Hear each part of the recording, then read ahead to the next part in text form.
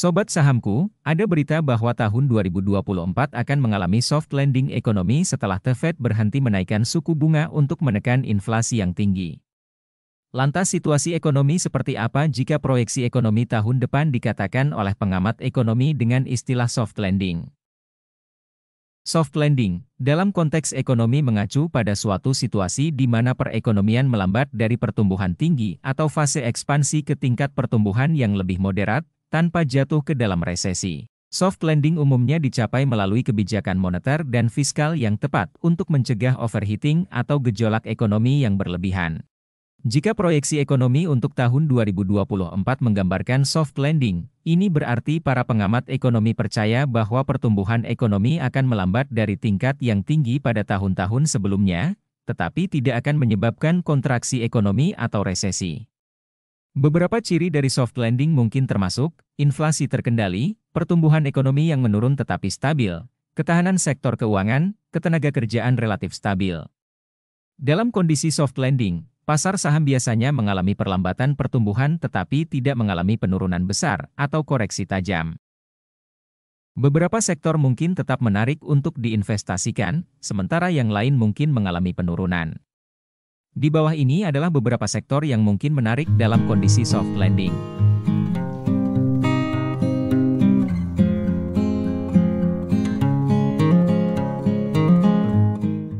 Pertama, saham-saham sektor konsumsi, emiten yang berfokus pada produk atau layanan yang dianggap kebutuhan dasar dan dapat disesuaikan oleh konsumen, seperti makanan, minuman, dan barang-barang konsumsi sehari-hari. Kemudian pariwisata dan hiburan, meskipun mungkin mengalami perlambatan, sektor ini tetap dapat menarik karena masyarakat masih mungkin menghabiskan uang untuk liburan dan hiburan. Sobat sahamku bisa mencari atau menemukan saham-saham sektor ini dengan catatan memiliki kinerja dan fundamental yang bagus dan bertumbuh. Kemudian saham-saham sektor kesehatan, di mana emiten sektor perawatan kesehatan cenderung relatif stabil karena permintaan untuk layanan kesehatan tidak terlalu dipengaruhi oleh fluktuasi ekonomi.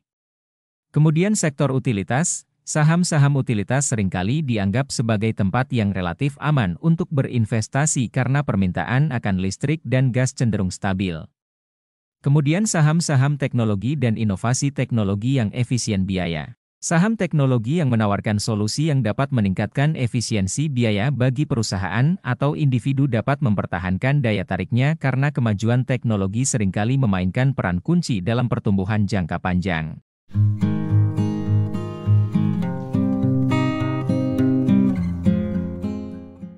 Kemudian saham-saham energi terbarukan, investasi dalam saham sektor energi terbarukan dapat tetap menarik karena dorongan untuk beralih ke sumber energi yang lebih berkelanjutan mungkin terus berlanjut, terlepas dari perlambatan ekonomi umum.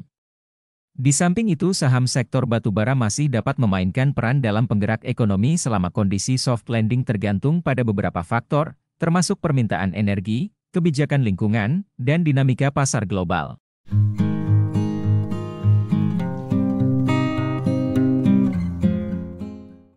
Dalam kondisi soft landing, di mana ekonomi tumbuh pada tingkat yang moderat dan ketenagakerjaan relatif stabil, saham-saham di sektor properti bisa menjadi pilihan investasi yang menarik. Saham properti dapat menjadi pilihan diversifikasi yang baik untuk portofolio investasi. Investasi di sektor properti dapat memberikan keuntungan berupa diversifikasi risiko, terutama jika terdapat korelasi yang rendah dengan sektor-sektor lain di pasar keuangan.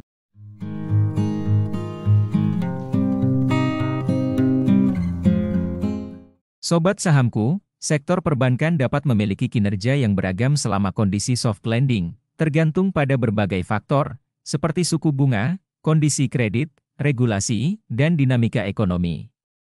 Dalam situasi soft landing, beberapa jenis perbankan model yang dapat menunjukkan pertumbuhan yang baik melibatkan bank yang berfokus pada pemberian kredit konsumen, seperti kartu kredit, pinjaman pribadi, dan pinjaman otomotif, mungkin mendapatkan keuntungan dari konsumen yang tetap aktif selama periode ekonomi yang relatif stabil. Kemudian bank regional yang fokus pada layanan kredit kecil dan menengah untuk bisnis lokal dan perorangan dapat memanfaatkan pertumbuhan ekonomi regional yang stabil. Kemudian bank-bank yang memiliki rasio kecukupan modal yang kuat, dan manajemen risiko yang baik dapat lebih tahan terhadap gejolak pasar dan mungkin memiliki lebih banyak ruang untuk pertumbuhan.